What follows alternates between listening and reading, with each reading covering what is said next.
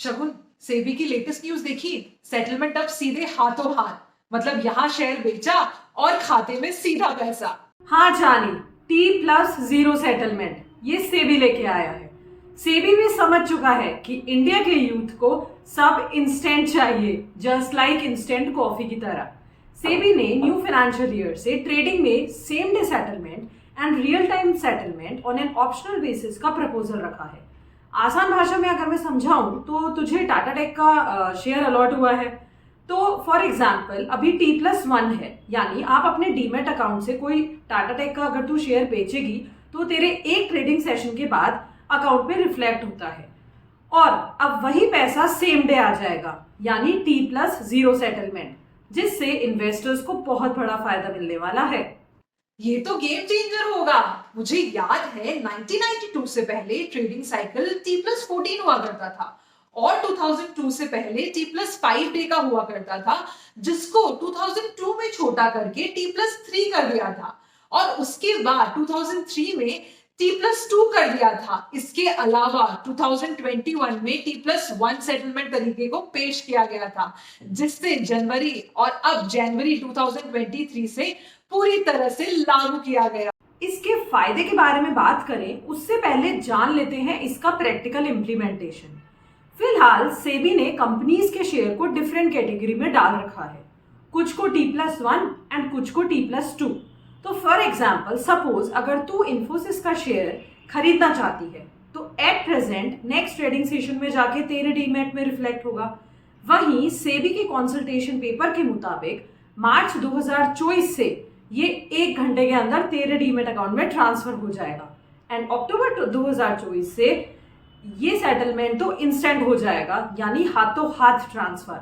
और तुझे जानकर खुशी होगी कि सेम डे सेटलमेंट ना ही यूएसए और ना ही चाइना में है, इंडिया पहली कंट्री होगी।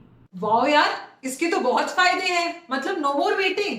बिल्कुल जैसे आजकल ओटीटी पे मूवी स्ट्रीम होती है, जस्ट लाइक शॉपकीपर को तूने पैसे दिए और सामान आपके हाथों में। ये तो रेवोल्यूशन ले आएगा। यही नहीं, साथ में लिक्विडिटी भी इंक्रीज करेगा, क्योंकि तेरे पास अब इजीली मार्जिन अवेलेबल है। क्योंकि सपोज कर अगर अब पैसा ब्लॉक नहीं रहेगा, तेरे पास फंड्स इजीली अवेलेबल है एंड हाँ, अगर तू कोई शेयर बेचेगी तो उसका पैसा तुरंत तेरे अकाउंट में आ जाएगा और उसी पैसों से तू किसी और दूसरे शेयर में इन्वेस्ट कर सकती है। तो है ना, liquidity and availability of margin. इसके साथ साथ सबसे बड़ा रिस्क खत्म, क्रेडिट रिस्क का डर नहीं। जितना छोटा सेटलमेंट साइकिल उतना कम सामने वाली पार्टी को डिफॉल्ट का चांस रहता है। रिमेंबर कितने बड़े स्कैम्स हुए थे जब सेटलमेंट साइकिल 5 या 14 दिन का हुआ करता था। एक्चुअली बट एक बात बताऊं तो शुरुआत में T+0 सेटलमेंट देश की टॉप 500 लिस्टेड कंपनीज पे लेके आएंगे, जिसका चयन उनके मार्केट कैपिटलाइजेशन के बेस पे होगा। ओह दैट्स ग्रेट, बट एक बात बता, इसको लागू करना क्या इतना आसान है? देख, इंडिया यूपीआई में नंबर 1 है। इंस्टेंट ट्रांसफर में सबसे बड़ा योगदान है यूपीआई का एंड भारत का यूथ से लेके बड़ी उम्र के लोगों को आसानी से यूज करते हैं यूपीआई को। साथ ही इंडिया की टेक्नोलॉजी काफी रोबस्ट है एंड इसको मैनेज करने के लिए NSDL एंड CDSL जो कि हमारे डिपॉजिटरी हैं वो एकदम प्रिपेयर्ड हैं। हाँ, माना उन पे प्रेशर जरूर पड़ेगा, but yes, they have everything in electronic format and are known for high speed and volume settlements. फिर तो ये भी एकदम क्रिप्टो करेंसी टेक्नोलॉजी जैसा हुआ, एवरीथिंग इंस्टेंट। हाँ, बिटकॉइन इथेरियम ब्लॉकचेन पे काम करते हैं। ये मैकेनिज्म भी शायद, हाँ, बट एक बात पक्की है दैट इससे इंडिया को बूस्ट मिलेगा ग्रेटर एंड सस्टेनेबल इकोनॉमी के रूप में उभरने का। That's definitely true.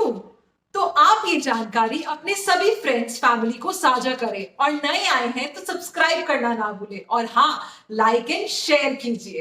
Happy investing.